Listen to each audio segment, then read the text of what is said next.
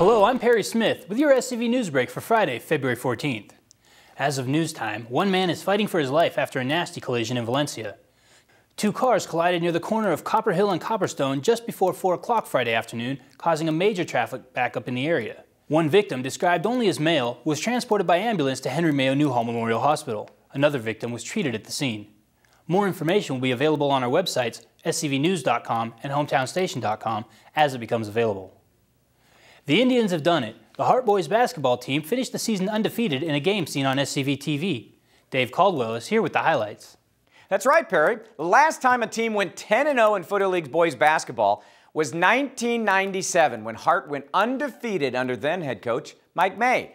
So with a lot of history on their minds, Hart traveled to Canyon for SCVTV's Game of the Week. Fans at the Brick House saw an epic back-and-forth battle from the start. Hart's Andrew MacArthur scored early for the Indians, getting 2 of his 6 points in the game.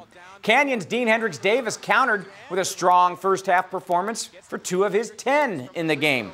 The Indians' leading scorer coming into the game, Lewis Stallworth, worked more on his assists than his scoring, getting just this 3 in the first half to keep Hart to a 32-27 halftime lead. In the second half, Canyon put their hopes on 6'1" junior Ben Talfahima, knocking down the 3 here on his way to a game-high 21 points. But Hart answered back with their own 6'1" junior, Miles Franklin, getting 2 of his team-high 16.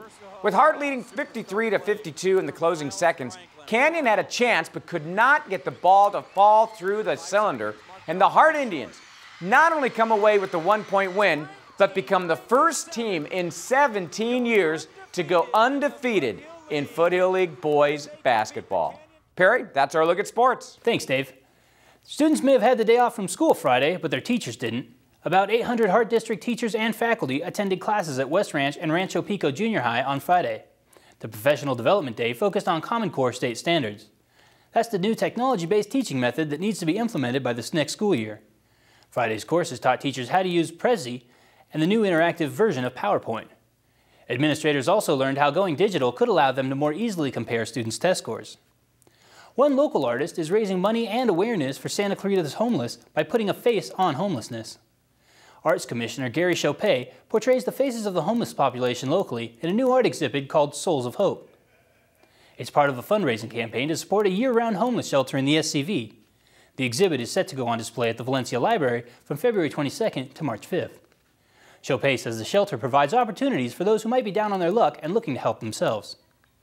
This year, Bridge to Home, the organization that operates the homeless shelter, will be provided services from November to March. Last year, the shelter served more than 200 people. Shelter Executive Director Tim Davis estimates the homeless population to be around 2,000 in the Santa Clarita Valley. If you're feeling a little lonely this Valentine's Day, you don't have to be. Los Angeles County animal shelters are encouraging those in need of some love to consider pet adoption. They're hosting a special event this Valentine's Day weekend. Friday through Sunday, pet adoption fees at LA County shelters will be discounted to $14 during the My Furry Valentine adoption event. Additional charges may apply. For details and locations of animal shelters near you, log on to hometownstation.com. Turning to weather, summer-like weather continues in Santa Clarita and most of the Southland. Temperatures topped out at 93 degrees in Santa Clarita on Friday, 91 in the valley, and into the mid-70s along the coast in Ventura. We should see some relief from this heat come Saturday, but temperatures will remain in the warm to mid-80s for the first half of the weekend. After that, highs will dip into the mid-70s Sunday and Monday. Later next week, we should be experiencing temperatures that are more typical for this time of year. That's all for now. For more Santa Clarita news, log on to hometownstation.com or scvnews.com. Thanks for watching. I'm Perry Smith.